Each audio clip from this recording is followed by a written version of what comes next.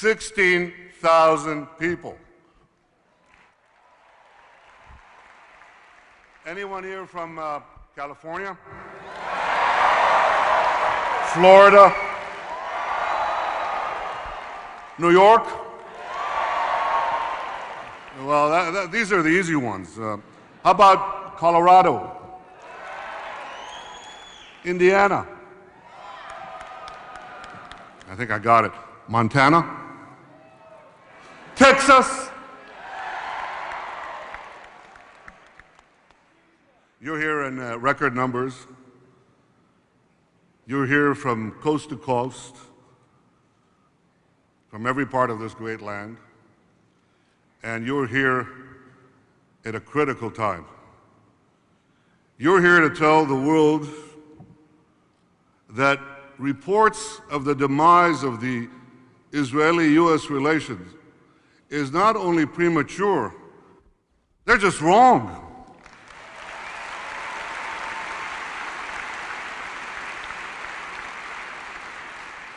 You're here to tell the world that our alliance is stronger than ever.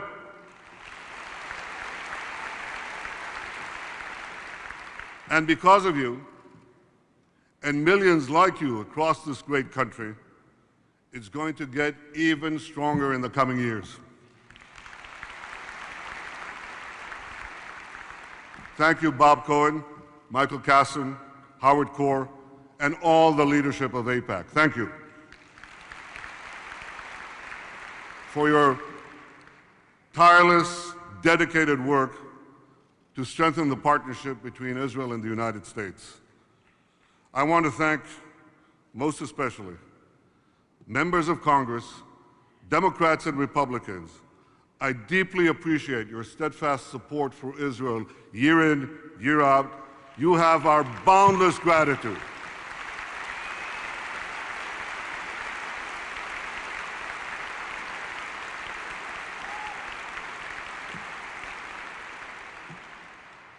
I want to welcome President Zeman of the Czech Republic,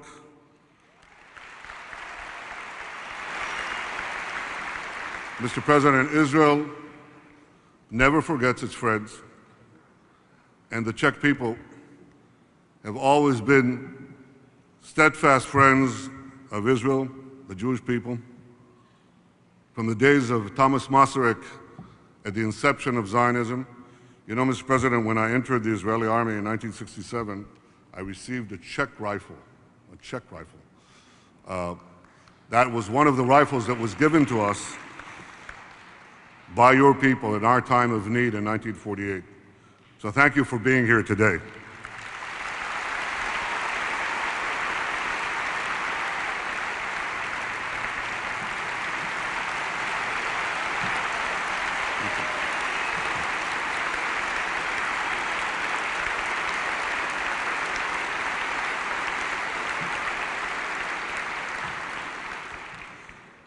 Also here are two great friends of Israel. Former Prime Minister of Spain, José María Aznar,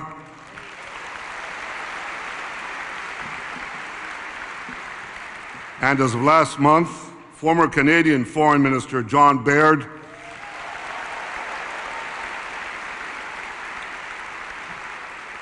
Thank you both for your unwavering support. You are true champions of Israel, and you are true champions of the truth.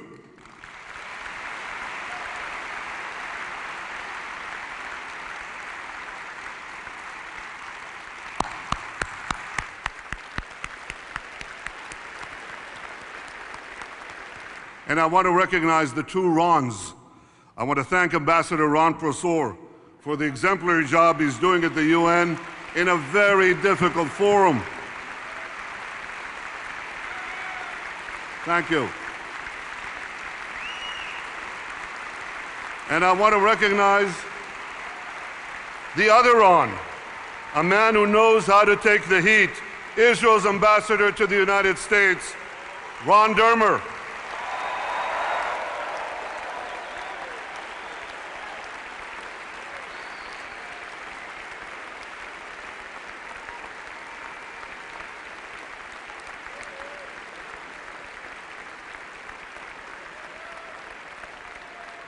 Ron, I couldn't be prouder to have you representing Israel in Washington. And finally, I want to recognize my wife, Sarah, whose courage in the face of adversity is an inspiration to me.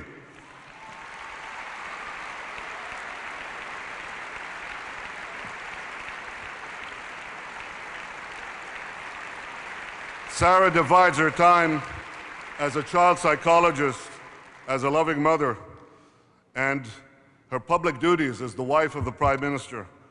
Sarah, I'm so proud to have you here with me today, to have you with me at my side always. And I also bring to you news that you may not have heard. See, I'll be speaking in Congress tomorrow.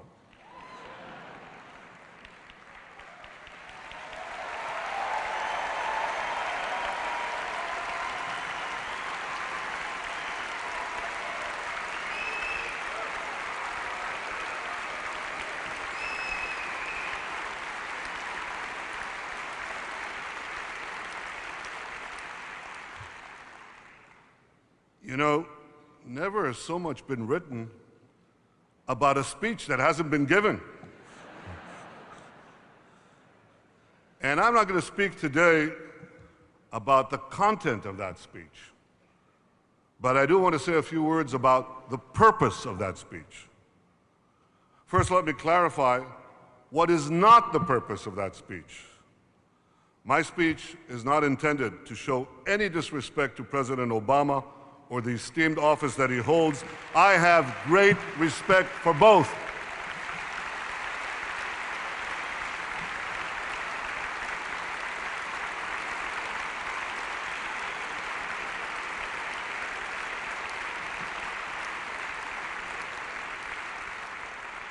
I deeply appreciate all that President Obama has done for Israel: security cooperation, intelligence sharing, supported the UN, and much more, some things that I, as Prime Minister of Israel, cannot even divulge to you because it remains in the realm of the confidences that are kept between an American president and an Israeli Prime Minister.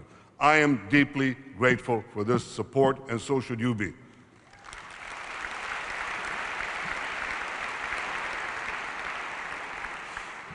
My speech is also not intended to inject Israel into the American partisan debate.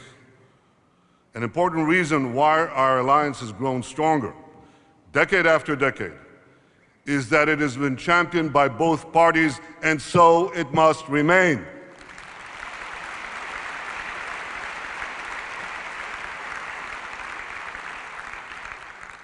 Both Democratic and Republican presidents have worked together with friends from both sides of the aisle in Congress to strengthen Israel and our alliance between our two countries. And working together, they've provided Israel with generous military assistance and missile defense spending. We've seen how important that is just last summer. Working together, they've made Israel the first free trade partner of America 30 years ago, and its first official strategic partner last year.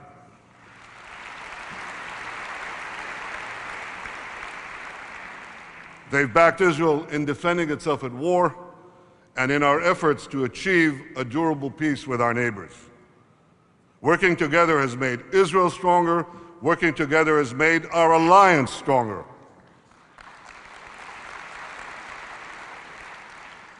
And that's why the last thing that anyone who cares about Israel, the last thing that I would want, is for Israel to become a partisan issue. And I regret that some people have misperceived my visit here this week as doing that. Israel has always been a bipartisan issue. Israel should always remain a bipartisan issue.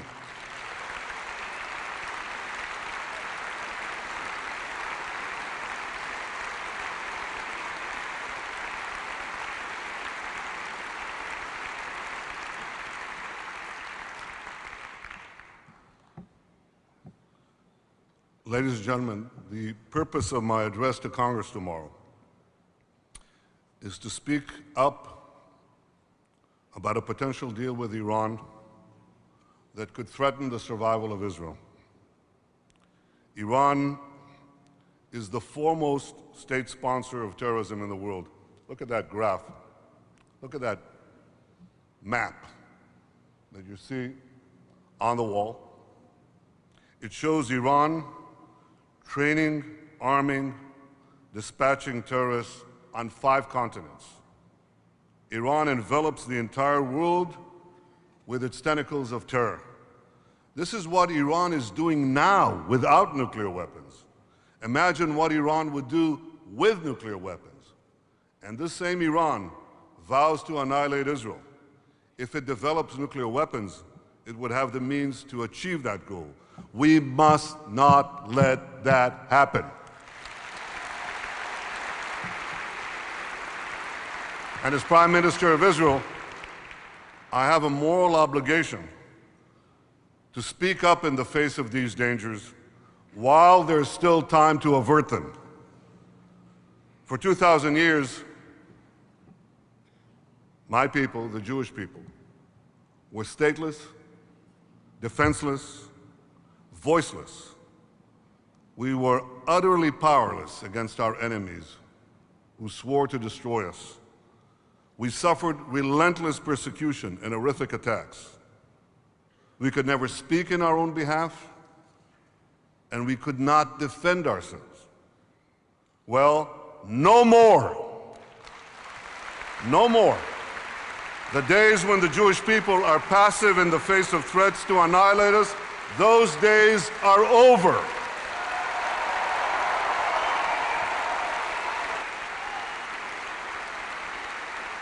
Today, in our sovereign state of Israel, we defend ourselves. And being able to defend ourselves, we ally with others, most importantly the United States of America, to defend our common civilization against common threats.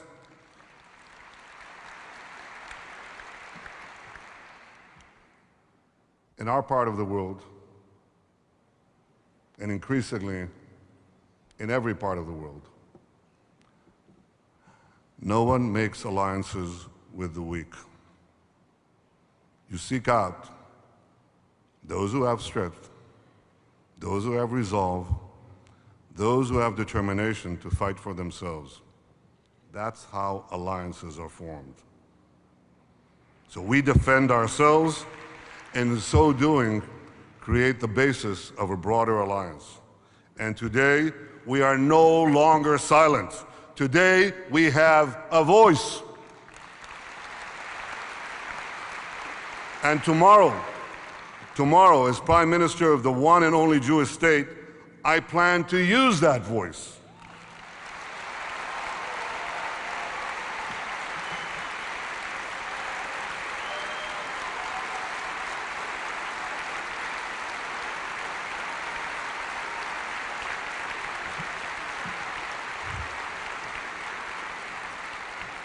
I plan to speak about an Iranian regime that is threatening to destroy Israel, that's devouring country after country in the Middle East, that's exporting terror throughout the world,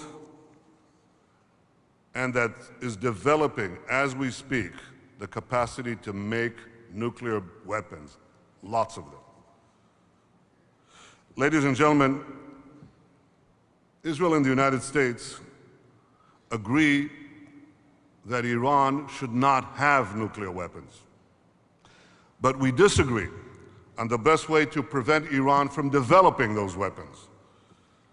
Now, disagreements among allies are only natural from time to time, even among the closest of allies, because there are important differences between America and Israel.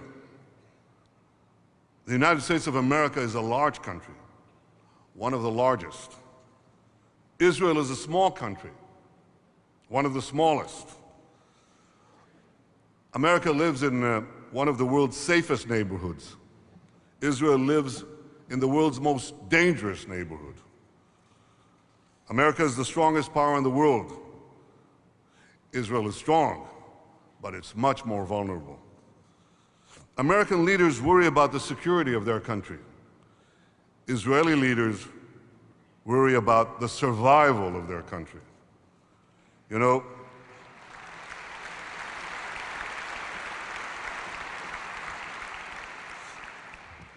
I think that encapsulates the difference. I've been Prime Minister of Israel for 9 years.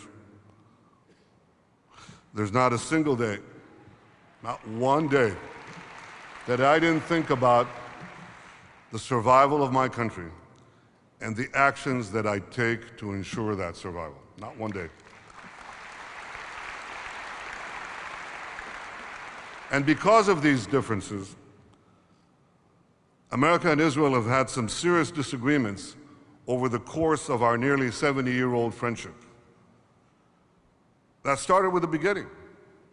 In 1948, Secretary of State George Marshall opposed David Ben-Gurion's intention to declare statehood. That's an understatement. He vehemently opposed it. But Ben-Gurion, understanding what was at stake, went ahead and declared Israel's independence. In 1967, as an Arab noose was tightening around Israel's neck, the United States warned Prime Minister Levi Eshkol that if Israel acted alone, it would be alone. But Israel did acted alone to defend itself. In 1981, under the leadership of Prime Minister Menachem Begin, Israel destroyed the nuclear reactor at Osirak.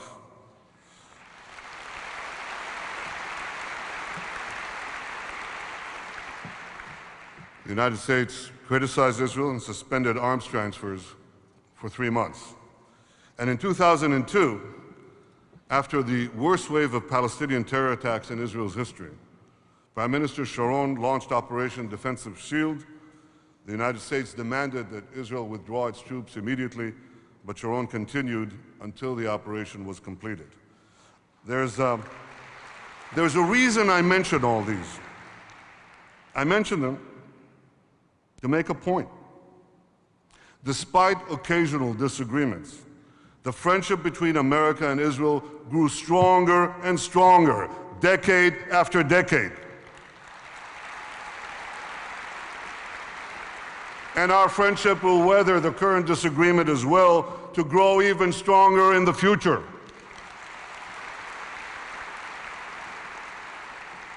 And I'll tell you why. Because we share the same dreams, because we pray and hope and aspire for that same better world, because the values that unite us are much stronger than the differences that divide us.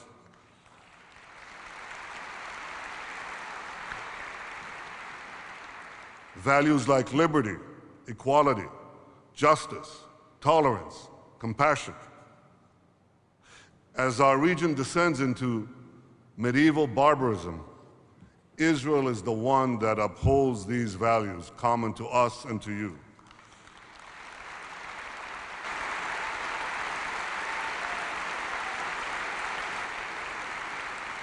As women in the region are repressed, enslaved, and raped, women in Israel serve as chief justices, CEOs, fighter pilots. 2 women chief justices in a row. Well, not in a row, but in succession. That's pretty good. In a dark and savage and desperate Middle East, Israel is a beacon of humanity, of light, and of hope.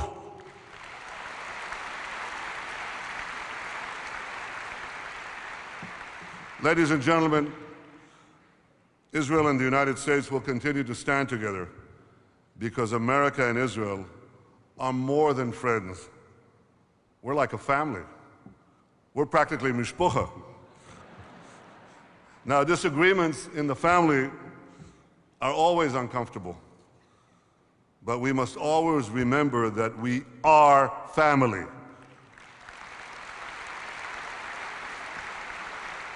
Rooted in a common heritage, upholding common values, sharing a common destiny. And that's the message I came to tell you today. Our alliance is sound, our friendship is strong, and with your efforts, it will get even stronger in the years to come. Thank you, AIPAC. Thank you, America. God bless you all.